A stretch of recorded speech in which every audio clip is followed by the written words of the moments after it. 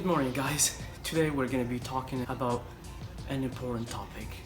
This topic has to do, as usual, with Berbers. We're going to use the word Berber here to refer to Tamazight because a lot of people do not understand or don't know what Amazigh or Imazigh or Tamazight means. Basically, Berber is the word that was chosen for us by foreigners. That's not what Berbers chose to call themselves. Berbers prefer to call themselves Imazigh, Amazigh, and they speak Tamazight. And it has many different dialects. It has Tishlhit, Tarifit, Taqbaylit, Tashawit, Tamshaqt. There are many varieties of Tamazight language. So I have received a question that goes like this.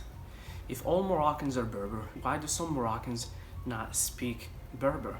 Why do some Moroccans speak Arabic and not Tamazight? You can also ask the question in a different way, something like this. If all Moroccans are Berbers, why do some Moroccans claim to be Arabs? This question can actually be divided into two parts. The first part deals with ethnicity and the second part deals with language. So let's tackle the first claim. So again, if all Moroccans are Imazigh or Berbers, why do some people claim to be Arabs? Pretty much all Moroccans have a common ancestor, meaning all Moroccans are ethnically Berbers. Genealogy science, genetic technology, and DNA analysis confirm that the modern-day inhabitants of Morocco and North Africa in general are of Berber ancestry. So even after the Umayyad or the Arab invasion in the 7th century, the Berber ethnic and genetic nature of North Africa is still dominant. So recent studies make it clear that both Berber speakers and non-Berber speakers in Morocco, for example, all have a common ancestor. These studies actually make it clear that there are no significant genetic differences between Berber speakers and Arab speakers in Morocco.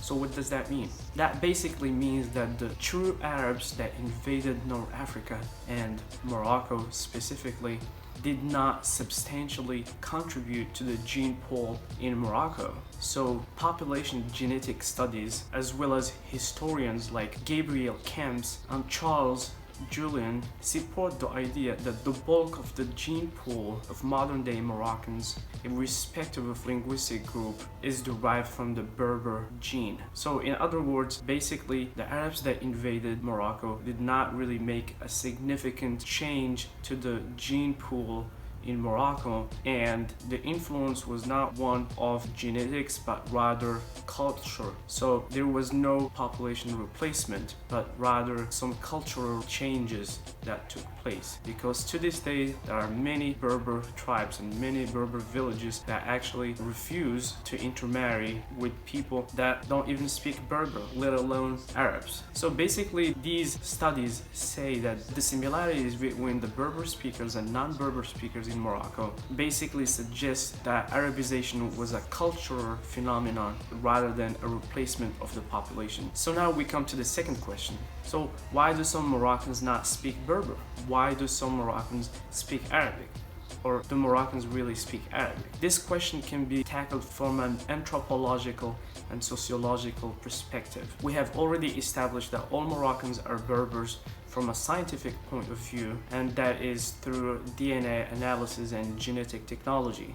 So let's now tackle the second question of language from an anthropological and sociological point of view. So from an anthropological point of view, Moroccans who do not speak Berber are basically Arabized Berbers who gradually forgot their language. The fact that some Moroccans speak Derija only happened in a process over the years, and it basically reflects the reaction of certain Berber population to the Arab invasion. While many Berbers fled to the mountains and isolated themselves, other Berbers remained where the Arab invader established their centers, and these Berbers gradually, either by choice or unwillingly, forgot their Berber language. So Berbers who lived and continued to live where Arabs established their control eventually and gradually adopted some Arabic words and mixed them with Berber words, thus creating what is known as Derija. So Derija in itself is not really Arabic, but rather a mix of loan words from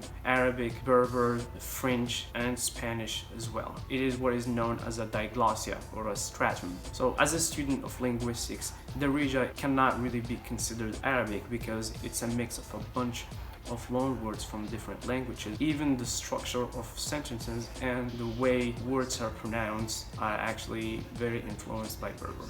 So forcing Arabic as the official language and marginalizing Tamazight or Berber over the long run resulted in these people having to lose the Berber language. It is also mentioned in many places in history books that a lot of Berbers falsely claimed Arab ancestry in order to be accepted into tribe as well. Since Berber was being marginalized as a language, and at the time Arabic was the dominant language, a lot of Berbers had to basically claim that they were Arabs in order for their works, poetry, literature to be accepted. This also happened in Al-Andalus, where a lot of Persians, Berbers, and other ethnicities claimed to be Arabs in order to be recognized and accepted. So in other words, the influence of Arabs in Morocco was a cultural one rather than a genetic one. They replaced many of the Berber people's language, but they did not replace the population itself.